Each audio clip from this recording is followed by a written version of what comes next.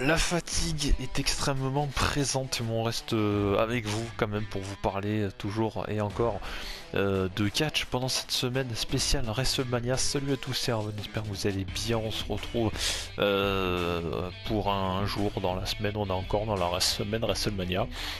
Pour la première review de cette semaine, ce soir on va parler du coup de la première nuit de ce NXT TakeOver Stand and Deliver qui a eu lieu du coup alors dans la nuit du mercredi au jeudi si je dis pas de bêtises. Donc voilà, donc comme d'habitude en compagnie de Monsieur VP, salut à toi. On va parler de ce NXT TakeOver Stand and Deliver nuit 1 comme d'habitude avec un petit peu de retard, mais bon voilà, ne vous inquiétez pas, on en parlera de la nuit 2 et encore un énorme programme ce week-end avec WrestleMania, c'est à dire que vous aurez du coup également la review de la deuxième nuit et il y a encore 4 vidéos qui arrivent juste après. Si je compte pas la review de la deuxième nuit de NXT, parce que vous aurez 2 previews de review pour WrestleMania, donc on est loin d'avoir terminé. J'ai passé la dernière nuit à surveiller mon PC pour le rendu, pour la mise en ligne, c'était très compliqué, j'ai très peu dormi. Donc vivement que cette semaine WrestleMania se termine, parce que je crois que j'ai jamais été autant rapide pour produire et monter des vidéos. Donc vivement ça se termine, qu'on puisse reprendre un rythme un peu plus cool. Alors quand je dis cool, c'est peut-être pas spécialement une vidéo toutes les 2 semaines, on n'en est pas là. Mais quand je dis plus cool, c'est voilà, c'est arrêter de me presser sur des montages, parce que là, je tiendrai pas un rythme comme ça tout le temps. Ou alors faut que j'embaucherai quelqu'un à ma place pour faire du montage. Bref, on va cesser de parler de ça, on est là pour parler d'NXT TakeOver. Du coup, que s'est-il passé pendant cette première nuit, Monsieur VP? Tu vas commencer comme d'habitude avec... alors on parlera pas du kick-off, pour ceux qui se posent la question, tout simplement parce que je ne l'ai pas vu, et que l'affiche, je sais que c'était Toni Storm contre une superstar féminine dont j'ai totalement oublié le nom, qui m'a totalement échappé. Ah, je me rappelle plus. Enfin bref, Mais et dans tous les cas, le match. on l'a... Voilà. Moi je l'ai pas vu, donc j'aurais rien à vous dire dessus. Donc on va commencer par l'opener. Enfin on va commencer, Monsieur VP va commencer avec l'opener. Monsieur Romain Kushida Pete Dunne, c'était l'opener de ce show du coup. Ben, c'était un très bon match, un très bon opener pour commencer cette première nuit, avec des bons enchaînements. Malheureusement, Kushida a perdu, alors que Kushida il mérite tellement mieux à la NXT, il mérite de gagner ce match. Mais malheureusement, Pete Dunne c'est beaucoup plus fort que lui. Alors que moi on avait dit tous les deux, je pense, victoire de Kushida. Oui, il me semble, oui. Sur la preview, oui. Et voilà. Donc, alors que oui, ouais, en fait, le match était très bon, mais moi ça m'a. Oui. C'est juste pour Kushida, en fait, ça me fait chier pour Kushida, alors que Kushida il mérite tellement mieux à la NXT. Ça fait 2 ans et demi qu'il est là, il a pas eu encore de grande victoire actuelle, et c'est dommage de l'utiliser comme ça. C'est clair. Voilà. Après, non, après le match était très très bon. Pete Dunne, quand il casse les doigts, j'ai mal à la main. Oh putain, oui, quand il fait son... T'as une telle barbarie, c'est incroyable. Quand tu vois la main, t'entends... Ah, il y a un problème. Ah ouais, tu sens que ça, non, mais après le match était très très bon. Ah oui, c'était très bon. Non, le match était très très bon, ça a bien commencé la nuit. Donc c'était très cool. C'est vrai que le mettre en opener c'est cool, parce que comme ça le public était chaud bouillant, ça c'est clair, il était vraiment trop bien. Mais surtout pour un match qu'on en parlera. Ouais. Bon après il y avait un petit peu d'effet rajouté aussi, il n'y avait pas que du public, mais en grande partie on entendait bien plus le public et c'était vachement cool quand même. Moi pour être un peu plus dans les détails, alors j'ai noté pour Kushida Pete Dunne. Est-ce que selon moi, dans le ring, on n'a pas peut-être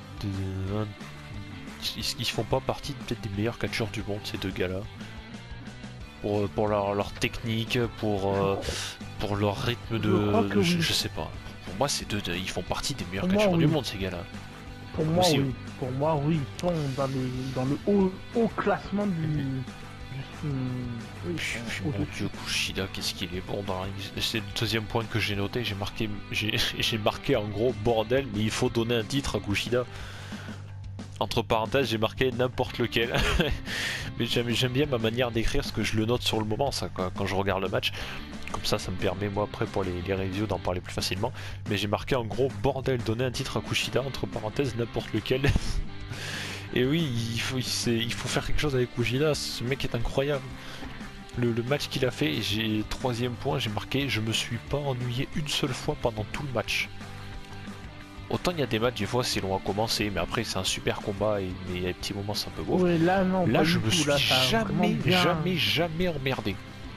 Je l'ai regardé, les yeux grands ouverts, j'étais concentré, de fou, mais un truc de fou. Et après par contre le coup de gueule, comme tu l'as dit, dernier point, j'ai encore marqué bordel, je suis désolé, je suis pas gentil. J'ai marqué mes bordels, c'est pour quand Kushida vainqueur en pay-per-view. Oui. Parce que, comme tu l'as dit... Il mérite beaucoup mieux. Ah, il mérite, ça c'est clair, il mérite, on peut pas dire le contraire. Il mérite tellement mieux actuellement, mais on dirait qu'ils ont peur de le mettre en avant. Non, il faut pas avoir peur. Regardez ce qu'il a fait à la NJP et tout. Fait peur, c'est peut-être pas spécialement ça, c'est que le mettre champion, enfin, ouais, en tout cas le pusher un peu plus, ok, mais après il faut savoir trouver les adversaires derrière, tu vois. Et bon. Bah, ils vont trouver. Il y a des bons adversaires à NXT. Oui, mais c'est de la construction et tout. Nous ça paraît simple comme ça, mais il y a d'autres trucs, tu vois, à prendre en compte. Donc, pour résumer. Je pense qu'on sera d'accord tous les deux. Super match, mais une fin, on était un peu déçus. Parce que moi, franchement, c'est vrai qu'une victoire de Kushida sur Pete Dunne, on aurait pu se dire, allez, ça y est, là, il y va là. Il se mène à WrestleMania, il se fait Pete Dunne en pay-per-view, c'est bien pour lui, tu vois. Après, voilà, il a pas démérité, attention, il a fait un super combat. Mais bon, c'est vrai que ça aurait été bien pour lui de le voir gagner. Pour lui comme pour nous. Enfin, pour ceux qui le soutiennent et qui l'aiment bien. Ça aurait été bien. Ouais. Donc voilà, donc victoire de Pete Dunne sur un superbe opener.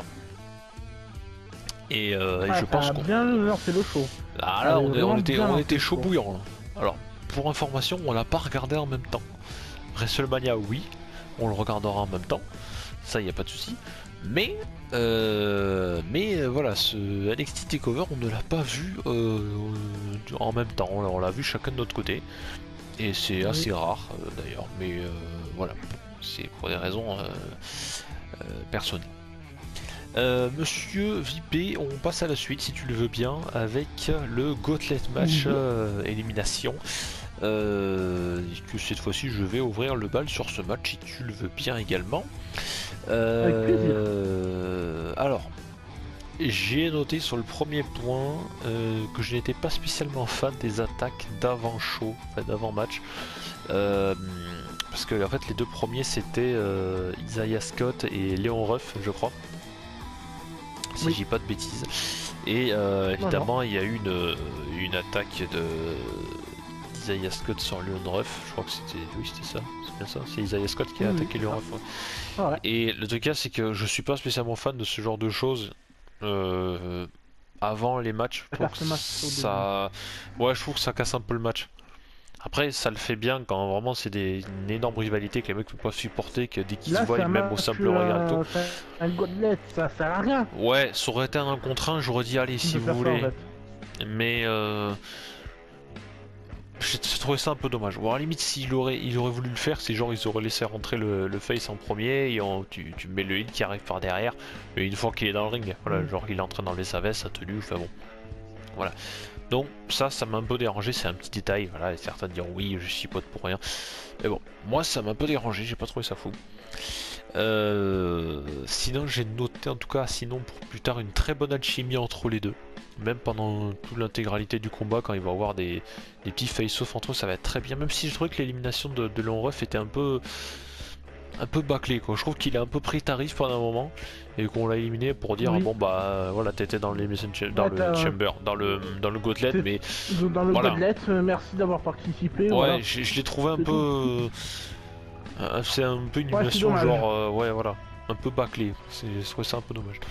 Qu'est-ce que je donne? Donc sinon en tout cas voilà, un très bon début de combat.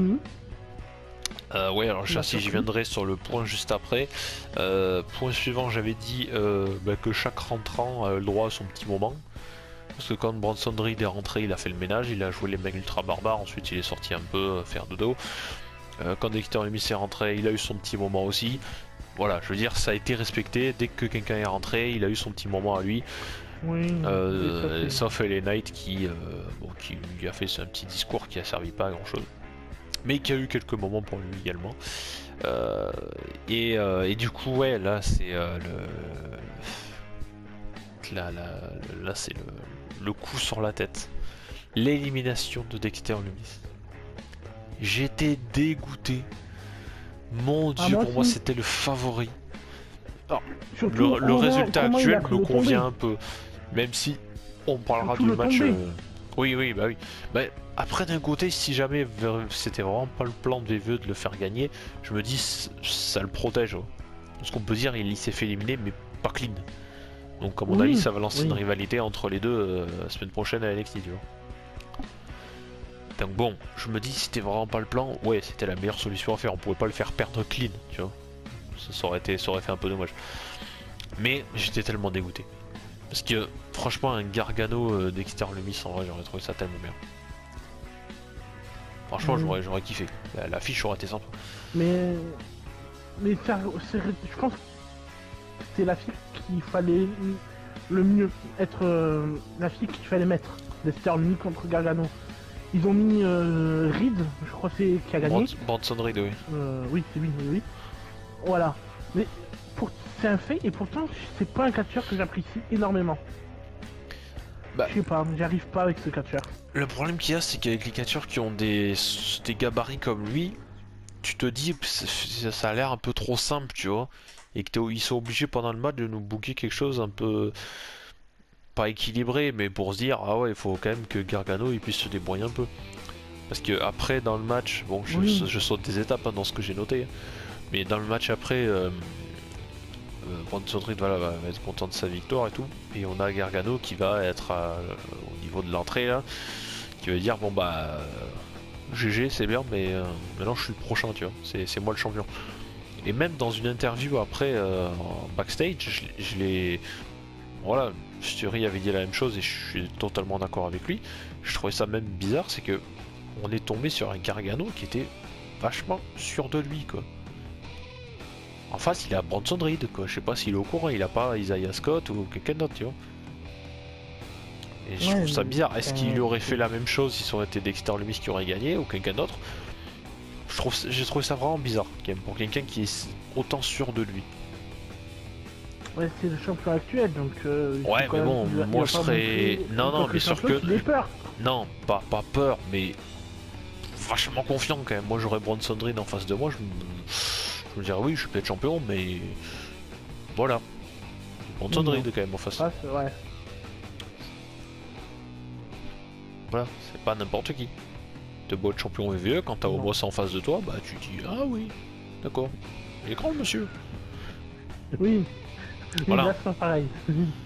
Donc bon, moi en tout cas, j'ai trouvé un peu ça bizarre. Enfin, pour revenir un peu sur le match, qu'est-ce que j'ai noté de plus? Ah oui, j'ai noté NXT un roster rempli de talent. Parce que bordel, tout le monde va nous faire un peu son petit truc pour nous montrer qu'ils savent se battre dans le ring. Et bordel, tous les catcheurs qui étaient présents dans ce... Même Cameron Grimes, qu'on n'a pas beaucoup parlé, ils étaient tous excellents. Ils étaient vraiment tous excellents. Par contre, j'ai noté une fin un peu trop rapide. Mais je me souviens plus comment ça a terminé. Ah si, je crois qu'en fait c'était... Parce que le dernier c'était Isaiah Scott contre Bronson Reed. Je crois que c'était ça le 1v1 final. Oui, c'est ça. Isaiah Scott contre Bronson Reed et Bronson Reed sort de la troisième corde. Ouais, mais je crois qu'en fait il avait un peu compliqué, que soit il a juste retourné une prise, ça s'est terminé vite fait, je crois que c'était un peu ça. Je l'ai regardé ce matin, j'ai déjà oublié, c'est incroyable. Je crois qu'en fait, il y a un tombé, et sur le tombé, il se dégage Bronson Reed, et en fait, il doit le taper en même temps, et il le met KO. Et après, l'autre, il a juste je sais plus. il est sur la troisième corde, regarde. Je l'ai vu ce matin, je sais plus. Hein? C'est grave. Alzheimer, mes enfants.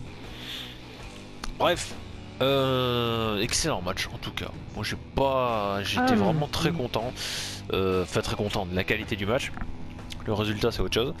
Mais malgré le fait que l'extérieur ne soit pas allé très très loin, je l'ai trouvé plutôt sympa. C'était chouette. Voilà. Même là, vu que là c'est Bronson Reed qui va affronter Gargano. Moi j'ai pas vu la nuit 2, donc je peux pas savoir qui a gagné. Non plus, à l'heure actuelle où on enregistre la review de la première nuit, on l'a pas vu. Est-ce que Bronson va gagner le titre? On sait pas. Est-ce que Gargano va conserver? Et si Gargano conserve, pourquoi pas mettre plus tard vraiment des Star Lumis?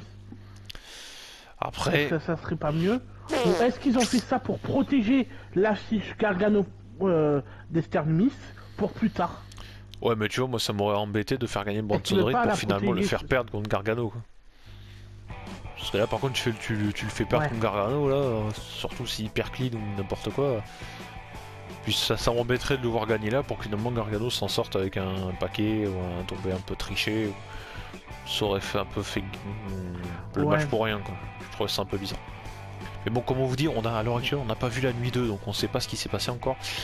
Donc voilà, on va la regarder là, dans les un peu plus tard. On passe au match suivant. Troisième match de ce NXT TakeOver Stand and Deliver première nuit. On va passer au match que je crois que peut-être qu'on attendait le plus sur cette nuit 1. Le titre NXT UK est en jeu, messieurs dames. Walter contre Tommaso Ciampa. Et bordel ce match. Quel match? Quel match? Oh là là là là là là. Certes, il y a eu, pour moi, il y a eu 2 points. Le match était excellent, hein. Ça, c'est un des matchs de la soirée. Surtout. Mais pour moi, il y avait 2 points qui m'ont le public qui était en feu, mais il y avait 2 points qui m'ont un peu dérangé. La fin. Oui, et pareil. Pour moi, les enchaînements de coups de la corde à la main. Qu'il fait au moins 50 fois il fait au moins 20 fois la même prise pour essayer de le faire tomber. Ok. Mais pour moi, quand on regarde un match, qu'il y a un mec qui est costaud qui a envie de le faire tomber, d'habitude ils le font 2, 3, 4 fois, ou la 4e fois c'est l'homme qui est un peu plus fort qui met un gros coup de la corde à l'arrière, il faut dire c'est bon, ça suffit, calme-toi et tout. Mais là pendant 20 fois il a fait le même mouvement. C'est un peu, pour moi c'est un peu ralenti le match. Mais après le match était excellent. Moi c'est totalement l'inverse que je dis ça en baillant. Faut que je dorme. Qu'est-ce que je veux dire? Oui, donc non, moi en vrai, j'ai pas trouvé ça déconnant du tout. Sur mes petits points, moi j'avais évidemment noté le public on fire, ça c'est vraiment chaud. Les atémies de Walter. Oh, ça c'est un truc de fou. Walter aussi. J'ai marqué là, juste en bas, ce que Walter touche, il le détruit. Walter, quand il touche Ciampa, il lui fait pas juste une prise, il le met KO. Quand Walter met une atémie, il le sèche au sol. Quand Walter lui met un big boot, quand il projette dans les cordes, n'importe quoi, il le met KO.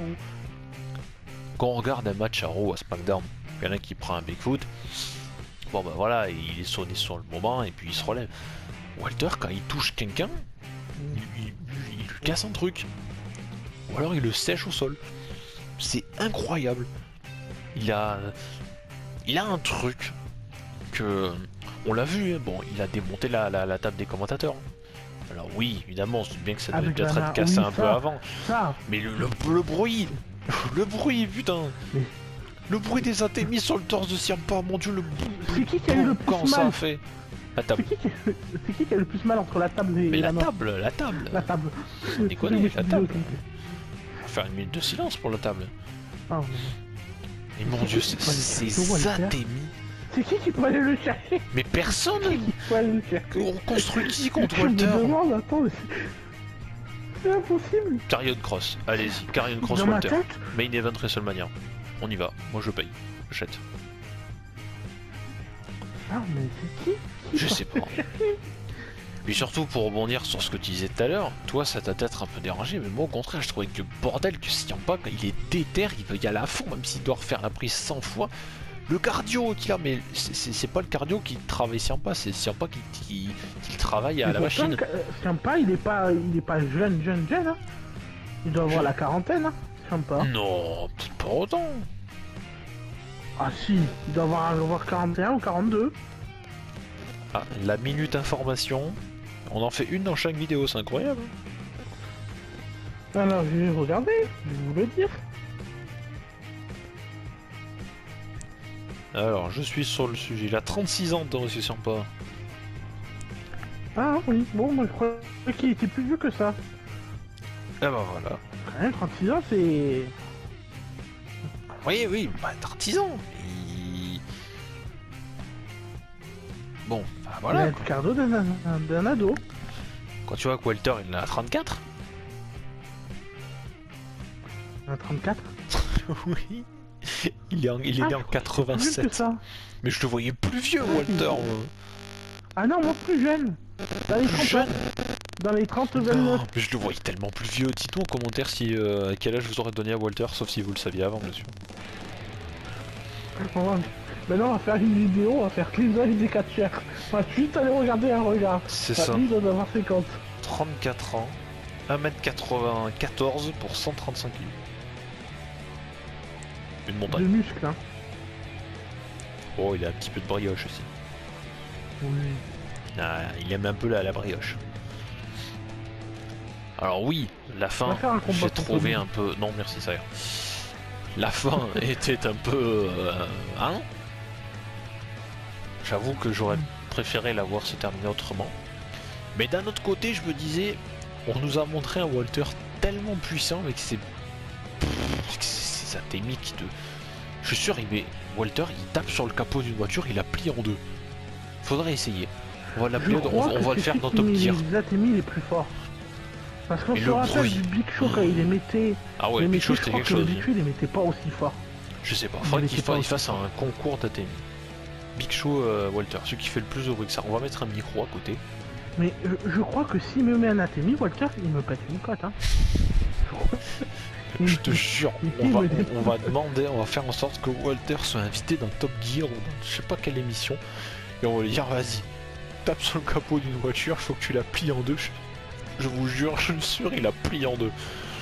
C'est incroyable. La pauvre. Mais comme je dis, surtout comme tu l'as dit toi, on met qui maintenant contre Walter? Il est trop fort. Et on l'a construit trop puissant. On met qui pour les battre? Enfin, surtout pour aller... Ouais, c'est ça. Goldberg. Pardon. Non, j'ai dit un désolé, vrai adversaire. Quelqu'un qui peut battre Walter.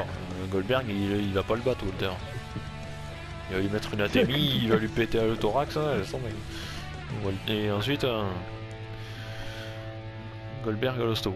Bah qui Maison de retraite. Qui Mais c'est ça le souci. Non mais je sais pas. Mais je sais pas, C'est je qui vois c'est personne là pour le moment. qu'on va construire, on va se dire ah ouais lui il va aller battre Walter. Mais même le jour où quelqu'un va battre Walter, ça va être, il va falloir le marquer dans le calendrier. C'est pire que la strip de l'Undertaker. Mais c'est clair, le jour où Walter va perdre, on va être tous choqués en mode oh bordel il a perdu. Oh merde. On va se resserrer, on va faire bah il a vraiment perdu. Taker c'est pareil, on va se regarder en mode mais il a vraiment perdu là. C'est fini le match, il n'y a pas de musique. En plus c'est ça qui était chaud, c'est qu'il n'y avait pas la musique de Lesnar quand Taker avait gagné. Non, C'est pour ça que ça avait choqué tout le monde, je pense qu'il avait fait exprès. Pour rajouter un peu plus de trucs. Et là c'est pareil, Walter... le match était excellent, mais Walter, mais qui ah ouais, peut mais je aller pense le qu'un chercher jour je vais me le regarder, ça c'est sûr. Même le match opener, je vais me le remater un jour. Mais la question c'est ça, c'est maintenant, Walter construit tellement badass, Schwarzenegger, on met un Terminator, et encore je sais pas, il va le plier en deux. Balor. C'est pas une Balor peut-être? Je sais pas, non mais même Finn Balor, je suis sûr il perd contre Walter.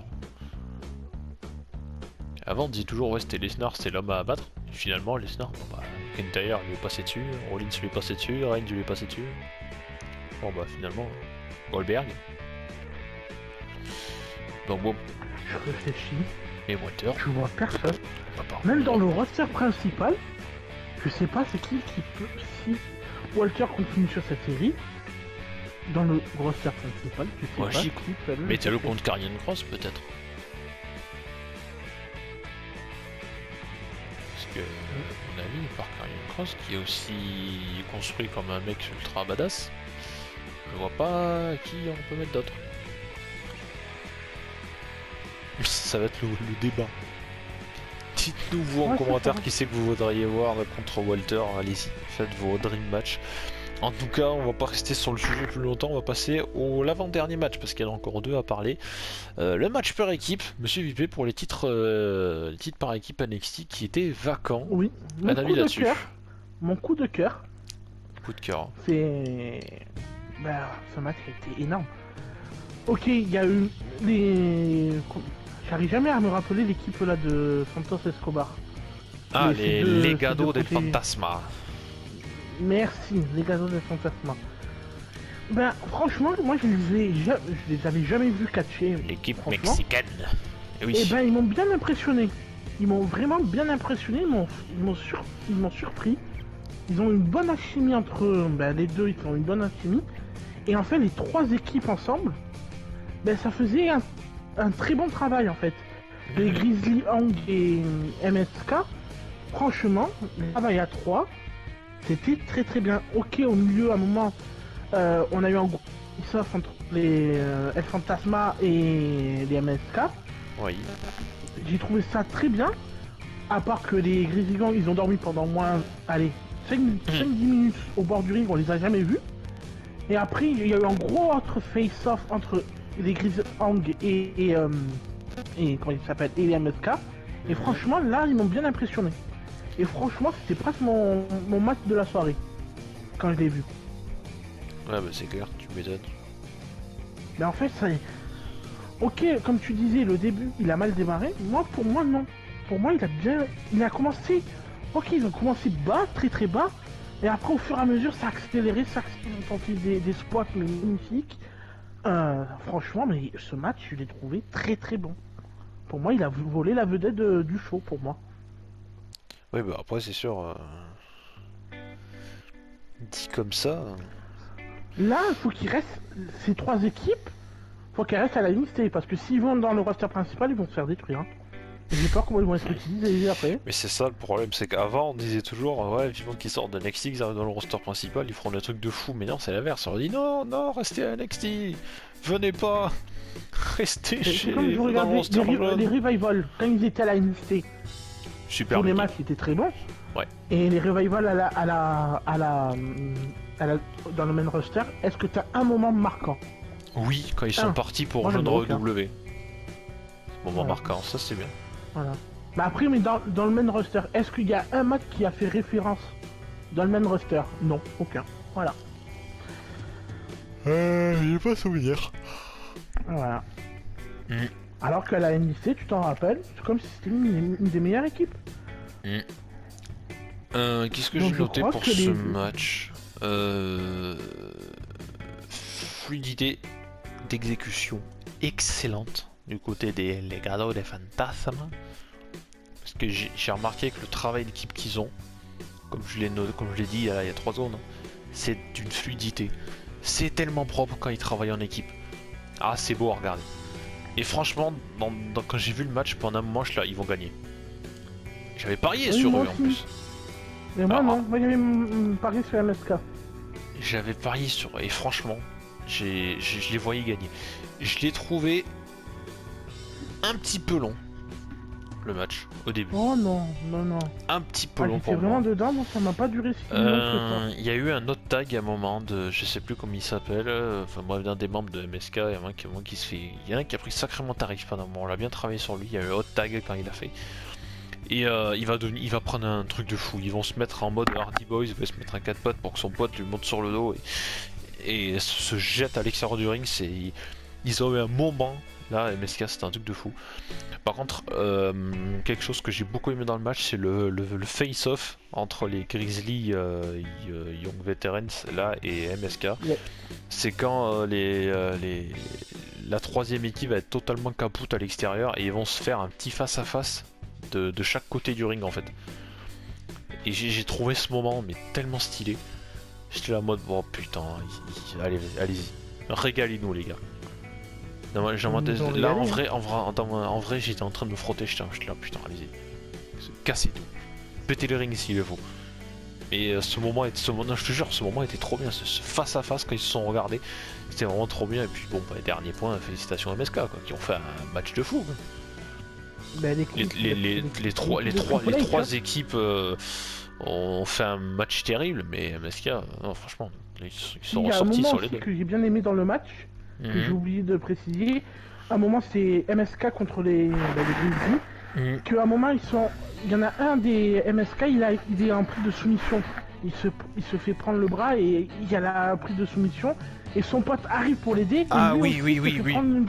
Et que l'autre il va abandonner et que l'autre il met sa main pour dire non. Il lui tire la main, il lui dit non, t'inquiète, abandonne pas. Ah ouais, ce moment il était beau. C'est vrai que j'ai oublié de le dire. Magnifique cette image. Non, non, n'abandonne pas. Non. C'est ça, il va pour abandonner et tu vois, il lui tire la main en mode non, t'inquiète, mec, souffre, mais tiens bon. En gros, le message c'était attends que l'autre équipe arrive pour nous faire le save en fait. Ouais. Oh, putain, mais c'est vrai quand j'avoue l'image était sympa. Tu vois que la main elle descend et là il chope le bras, il fait non, c'est pas grave. Et mal, mais c'est pas grave. Souffre mec, ferme ta gueule, attends que l'équipe vienne faire le save. Surtout top 3. Magnifique. Non j'avoue c'est vrai c'était fun. C'était bien foutu. Ah mais quel... Très bon match en tout cas. Pépite ce match. Et enfin jusqu'à présent tous les matchs étaient bons.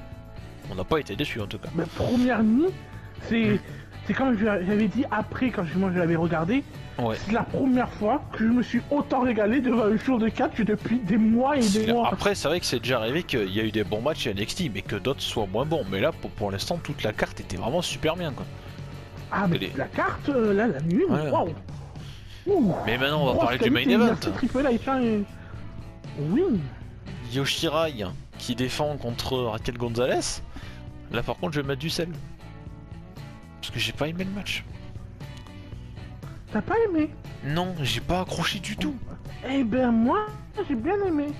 Pour un match féminin, c'est rare.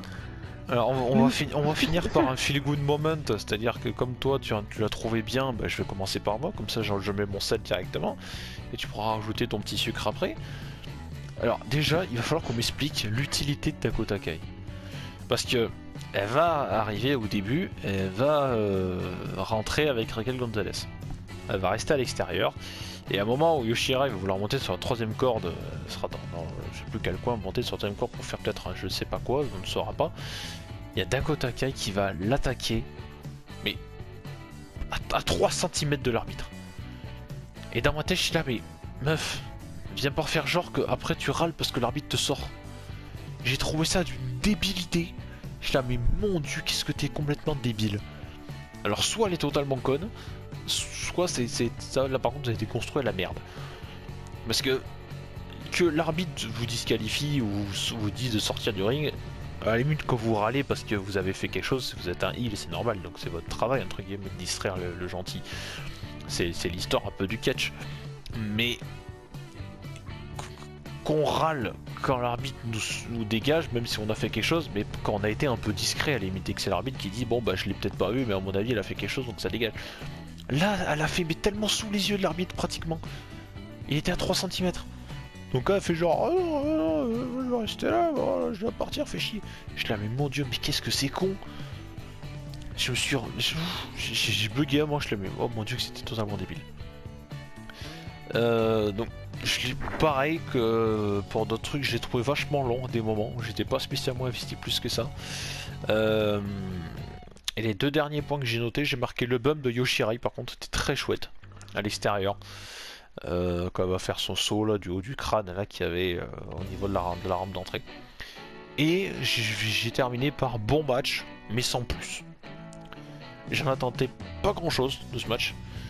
Et voilà, j'irai pas dire qu'il était mauvais, mais voilà, je me suis pas éclaté dessus et c'est pas spécialement un match que je reverrai. Voilà, j'ai fini de mettre mon... Moi je vais mettre mon petit sucre. Fais-toi plaisir. Vas-y, mets le petit sucre. Ben, moi, ok, à part le truc de Dakota Kai quand t'as expliqué, ça aussi j'ai trouvé ça un peu con. Mais après, pour moi, le match, il était très bon, il était correct. J'ai pas vu de longueur ni rien. J'ai trouvé correct, bon. J'ai pas vu de trucs mauvais. Pour moi, il n'y a rien de mauvais dans ce match. Ouais. Ok, moi j'avais dit que Yoshirai allait gagner. Pour moi, Raquel Gonzalez n'allait pas gagner. Ok, ils m'ont surpris en la faisant gagner alors que c'est son premier match vraiment solo pour le championnat. Ouais. Ok, mais ils m'ont bien surpris, c'est bien. Moi ça m'a pas... ok, elle a gagné, mais ça m'a pas dérangé parce que le match était bon derrière. Je suis content parce que j'avais donné à Raquel Gonzalez gagnante. Mais après, faut souligner que Yoshirai, elle a des couilles. Parce que pour sauter au haut de la tête, je pense qu'il n'y a pas beaucoup de monde qui aurait fait ça. Ah oui, bah c'est clair. Parce que son bump, il est... Mais... Elle, il est chaud. L'impact qu'il y a eu au sol aussi, il était vraiment... Bah, parce qu'en bas c'est du métal, hein. C'est des trucs de métal, donc elle a dû se péter les genoux. Parce qu'elle retombe et les genoux, ils sont pas protégés. Et elle retombe directement sur les genoux. Oh putain, elle a dû se péter les genoux. Et non, le match était très correct. Et à la fin, c'est le truc qui était beau, c'est à la fin du match, parce que ça je l'ai vu sur Twitter, il avait un peu coupé un moment. Yoshirai, elle est restée très longtemps sur le ring. Et je pense que le Raw ou le SmackDown d'après WrestleMania, elle va aller en main roster. Non, elle va aller en main roster parce qu'elle a dit thank you, elle a imité et tout au public et tout. Et je pense que c'est pour dire ok, j'ai fini quelque chose à l'unité, maintenant je vais aller dans le main roster. Et je pense que soit est-ce que c'est une bonne chose? Franchement, non. Pas du tout. Non, pas du tout. Parce que, ok, c'est bien qu'elle va aller au main roster, mais vu comment les superstars sont utilisés et que ça tourne autour de les 4 meufs chaque fois, non.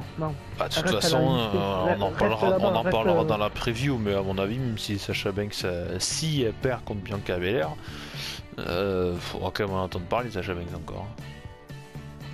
Encore quand on parle de d'autres, quand on voit Bayley qui a été championne pendant très longtemps avec Sasha Banks, quand elles étaient insupportables toutes les deux, Bayley on n'entend plus parler maintenant. Elle est passée à la trappe, Bayley. C'est incroyable. Alors après, moi je l'aimais pas spécialement. Même si j'avoue que ce qu'elle fait en ce moment là, son genre de petit talk show, ça me fait un peu rire des fois.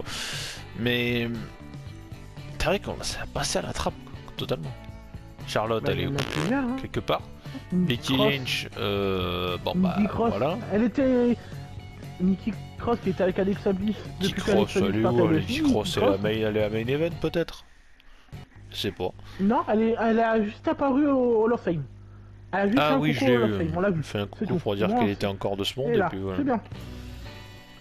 Ouais, enfin bon, c'est pas. Voilà. Bon, pour terminer, je vais te demander quelque chose de très compliqué. Le match de la soirée pour toi. Le match de la soirée. Tu dois en choisir qu'un. C'est que ça va être dur.